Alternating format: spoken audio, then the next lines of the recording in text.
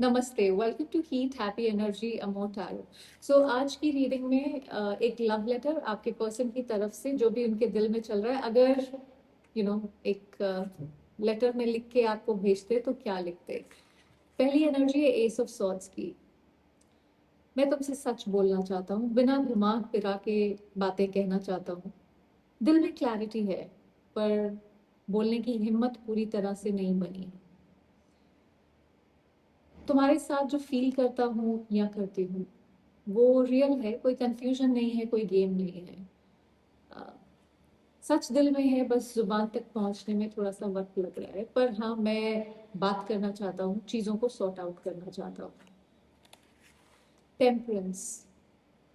तुम मेरी जिंदगी में एक बैलेंस क्रिएट करते हो।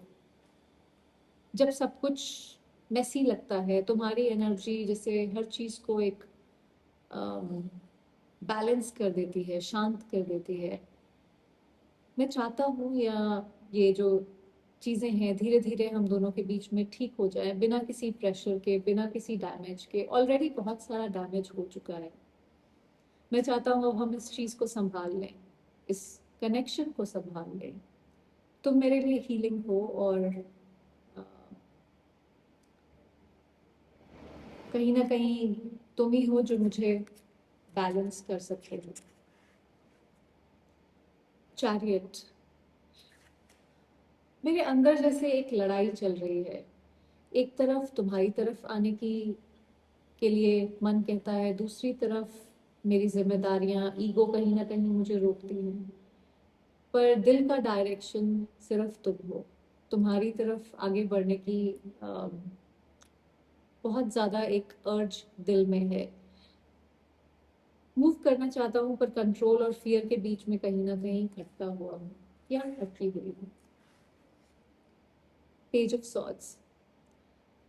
हर समय तुम्हें ऑब्जर्व करता हूँ, चुपचाप, बिना तुम्हारे जाने।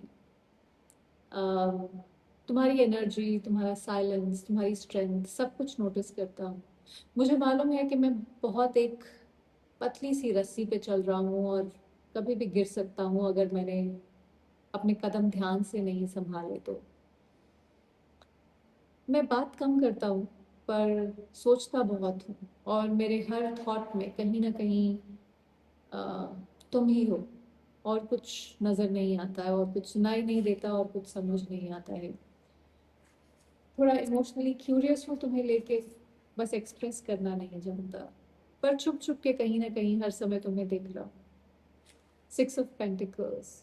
मुझे पता है कि हमारा कनेक्शन कभी भी बैलेंस नहीं था। तुमने हमेशा ज़्यादा इन्वेस्ट किया है, तुमने हमेशा ज़्यादा सपोर्ट किया है, चाहे वो किसी भी तरह का रहा हो। मैं चाहता हूँ कि बैलेंस हो, फेयरनेस हो, एक इक्वल एफर्ट हम इस कनेक्शन में डालें। जो भी मैंने इम्बैलेंस यहाँ पे क्रिएट किया है उसको मैं ठीक करूँ।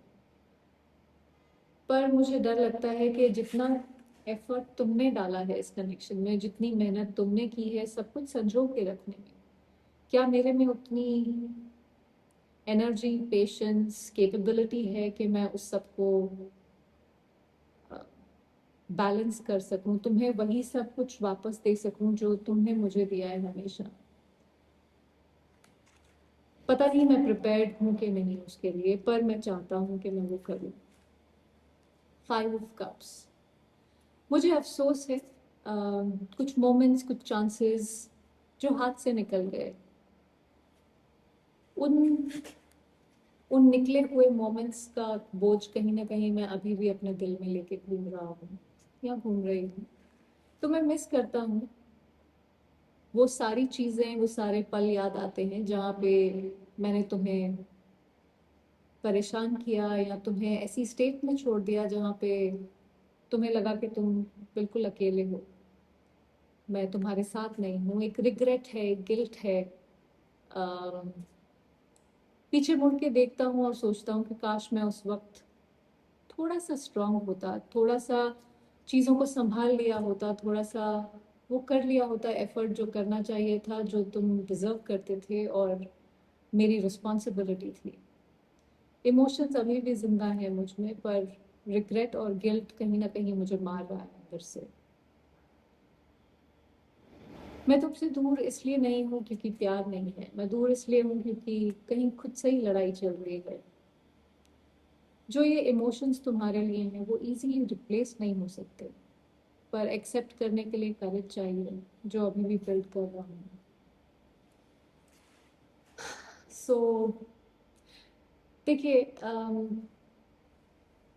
इमोशंस हैं, लेकिन शायद नियत भी हो, पर हिम्मत नहीं है।